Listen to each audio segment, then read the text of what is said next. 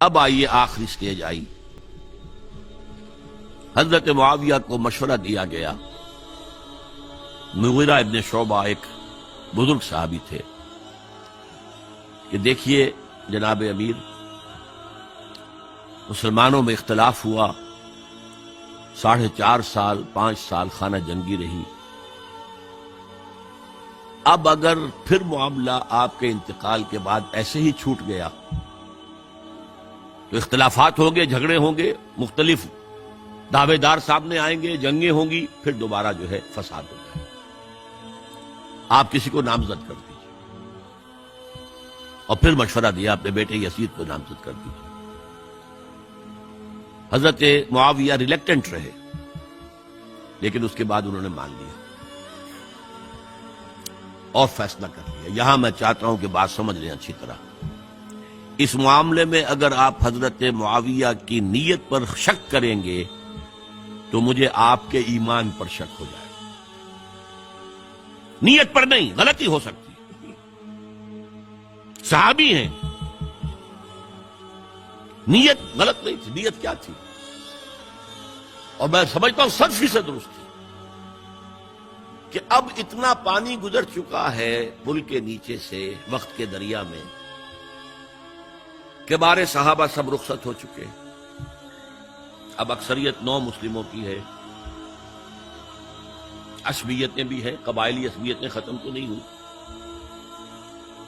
لہذا جب تک کوئی قبائلی عصبیت پیچھے نہیں ہوگی حکومت کے، حکومت نہیں چل سکے گی. یہ ابن خلدون کا لفظ ہے، عصبیت، کوئی چیز جو جوڑے آپ کو. تو دینی عصبیت اب کمزور پڑ گئی ہے، اس لیے کہ حضور نے جن کو تربیت دی تھی وہ اب گئے، اکثر و بیشتر گئے. اب اگر ایسے ہی چھوڑ دیا گیا اور کوئی قبائلی عصبیت پشت پر نہ آئی تو پھر خانہ جنگی ہوگی. 5 سال تک ہوئی. اس بنا پر انہوں نے اسے صحیح سمجھا. آپ اختلاف کر سکتے ہیں، صحابہ کی رائے سے اختلاف ہو سکتا ہے، لیکن آپ ان کی نیت پر شک نہیں کر سکتے. بہرحال واقعہ کیا ہے تاریخی اعتبار سے کہ یہ 10ویں سال میں نامزد کر دیا یزید کو اپنے بعد خلیفہ کے لیے، ولی عہد. اس وقت تقریباً سب نے بات مان لی سوائے 5 افراد کے. وہ 5 افراد بہت اہم تھے، بہت اہم. ابو بکر اہم ترین آدمی تھے، ان کے بیٹے عبد الرحمن ابن ابو بکر. عمر نمبر 2 تھے، عبداللہ ابن عمر. زبیر عبداللہ ابن زبیر. عباس عبداللہ ابن عباس. اور حسین ابن علی. حضرت حسن کا انتقال ہو گیا. اہل تشیع کا کہنا یہ کہ زہر دیا گیا، واللہ اعلم، میں کچھ نہیں کہہ سکتا. میں کوئی تاریخ کا محقق اس معنی میں نہیں، میں موٹی موٹی باتیں جانتا ہوں. بہرحال انتقال ہو گیا. 5 آدمیوں نے نہیں مانا. لیکن دیکھیے یہ تھی تدبر کی بات حضرت امیر معاویہ کی. کوئی دباؤ نہیں ڈالا، کوئی جبر نہیں کیا، کوئی کسی کو نقصان نہیں پہنچایا کہ نہیں مان رہے تو یہ کر دیں. نہیں، دیکھیں گے جب وقت آئے گا. جب وقت آیا حضرت معاویہ کے انتقال کے بعد، اب ایک صاحب جا چکے تھے، حضرت عبد الرحمن ابن ابی بکر فوت ہو چکے، اب 4 رہ گئے. 3 عبادلہ، عبداللہ ابن عمر، عبداللہ ابن عباس، عبداللہ ابن زبیر، ایک حسین ابن علی رضی اللہ تعالی عنہم اجمعین. جب بیعت ہو گئی یزید کی تو اب ان کے درمیان اختلاف ہوا. یہ بات اچھی طرح سمجھ لیجئے. تاریخی حقائق، موٹے حقائق کو چھوڑ کر باریکیوں میں جب پڑھتے تو معاملہ غلط ہو جاتا. موٹے حقائق کو سمجھیں. جیسے کہتے ہیں میکرو اکنامکس اور مائکرو اکنامکس. میکرو ہسٹری جو 2 ایک طرف ہو گئے، 2 ایک طرف ہو گئے.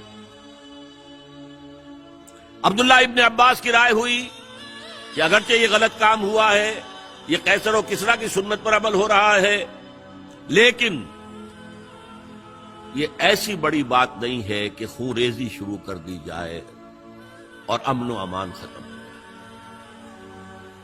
یہی بات عبداللہ ابن عمر کی ہو گئی. یہ 2 تو ایک جگہ ہو گئے. مصلحت کہہ لیں، جو بھی سمجھے، لیکن نیت پر حملہ نہیں کر سکیں گے آپ۔ دیانتاً انہوں نے یہ سمجھا کہ اب جب کہ ہو گیا معاملہ تو ٹھیک ہے۔ حرام مطلق تو کہیں نہیں لکھا ہوا قرآن کے اندر کہ بیٹا نہیں ہو سکتا، کہیں نہیں لکھا ہوا۔ بہرحال ان دو کی رائے یہ ہوئی کہ اگرچہ کام غلط ہے لیکن اتنا غلط نہیں ہے کہ اس کو چیلنج کیا جائے اور اس سے جو ہے خانہ جنگی شروع ہو جائے اور فساد شروع ہو جائے۔ دو کی رائے یہ ہوئی کہ نہیں، we have to challenge it come what مے۔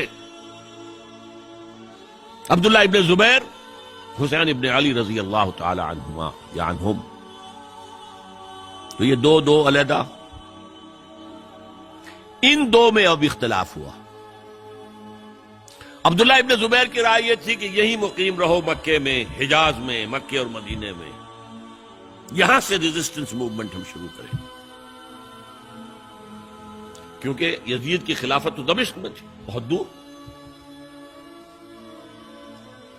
حضرت حسین کو خطوط آ رہے تھے کوفے سے، کوفہ حضرت علی کا صدر مقام رہا تھا، اور جن سبائیوں نے فتنہ پیدا کیا تھا حضرت عثمان کے خلاف وہ بھی وہیں آباد تھے۔ انہوں نے خطوط کا تاطا باندھ دیا، آپ آئیے ہم آپ سے بیعت کریں گے اور کھڑے ہوں گے اور مقابلہ کریں گے اور اس یزید کی حکومت ختم کریں گے۔ ڈاک کے تھیلے بھرے ہوئے۔ حضرت حسین نے فیصلہ کیا کوفے جانے کا، بہت روکا۔ عبداللہ ابن عباس بہت ان سے بزرگ تھے عمر میں، اور ویسے بھی ایک اعتبار سے نانا تھے، ایک اعتبار سے پڑدادا تھے حضرت عبداللہ ابن عباس۔ حضور کے چچا زاد بھائی تھے تو نانا ہو گئے کہ نہیں؟ حضور نانا تھے کہ نہیں؟ اور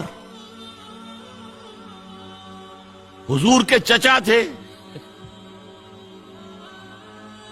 حضرت عباس، ان کے بیٹے ہیں، تو اس اعتبار سے حضرت علی رضی اللہ تعالیٰ عنہ کے کیا ہو گئے؟ چچا۔ بہرحال میں کچھ گڑبڑ کر رہا ہوں اس وقت۔ وہ دوڑتے جا رہے تھے کہ حسین خدا کے لیے مت جاؤ، خدا کے لیے مت جاؤ، یہ کوفی تمہارا ساتھ نہیں دیں گے، الکوفی لا یوفی، کوفی وفا نہیں کرتا وعدہ،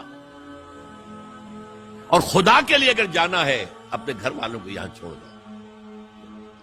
بس حضرت حسین پر رضی اللہ تعالی عنہ جو ایک کیفیت تھی، انہوں نے سب باتوں کو نظر انداز کیا۔ وہاں ہزاروں لوگوں نے مسلم بن عقیل جو حضرت حسین کے نمائندے کی حیثیت سے پہلے گئے تھے، ان کے ہاتھوں پر بیعت کیا، وہ خطوط آ رہے تھے اور بھی بات پختہ ہو گئی۔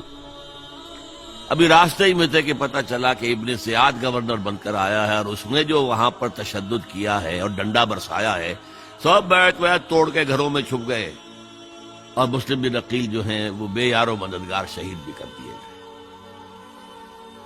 حضرت حسین نے ارادہ کیا کہ واپس ہو جائے مدینے۔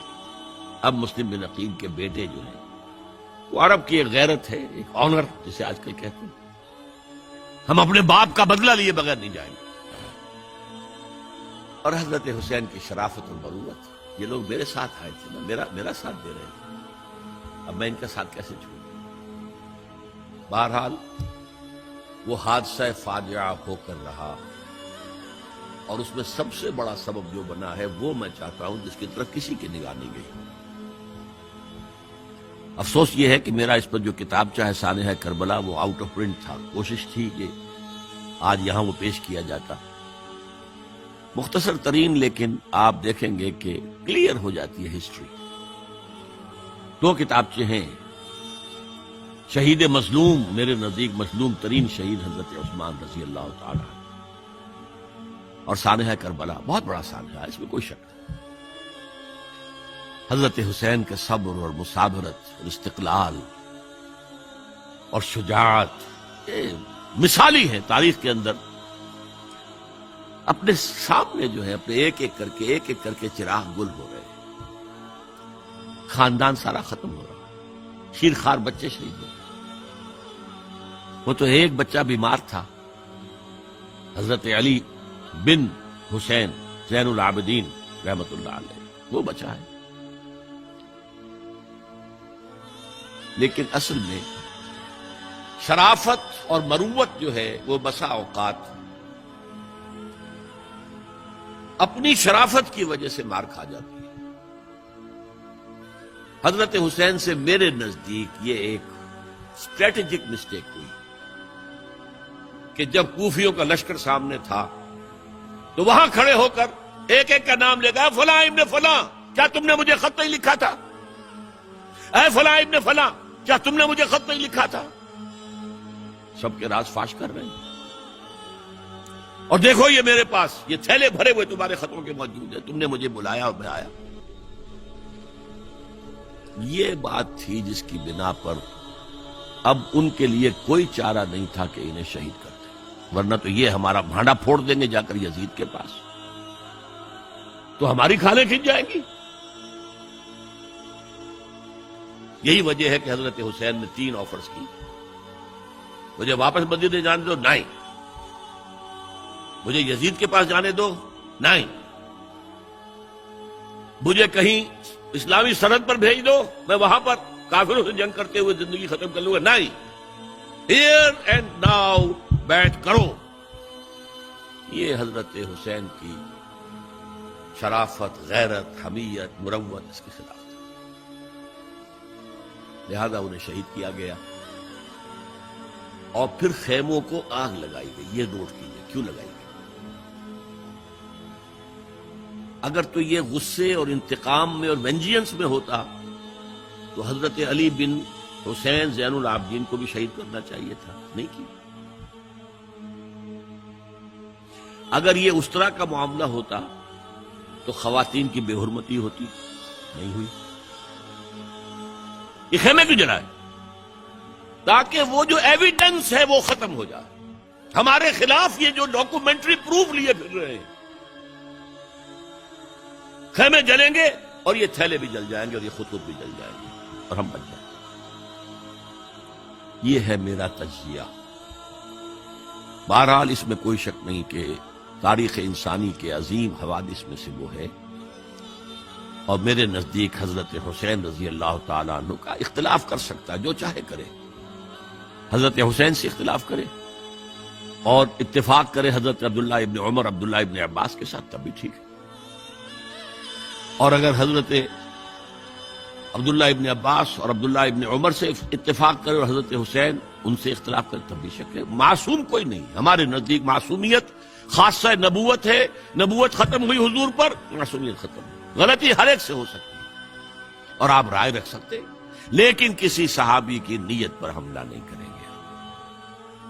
صحابی کی نیت پر حملے کا مطلب کیا ہے کہ محمد صلی اللہ علیہ وسلم تزکیہ نفس نہیں کر پائے. یہ ریفلیکٹ کرے گی حضور کی اس پوری کی پوری جد و جہد پر کہ شخصیت سازی نہیں کر پائے محمد صلی اللہ علیہ وسلم. نہیں، معاذ اللہ ثم معاذ اللہ ثم معاذ اللہ. بہرحال یہ ہے تاریخ کے اعتبار سے ہمارے ہاں جو عظیم ترین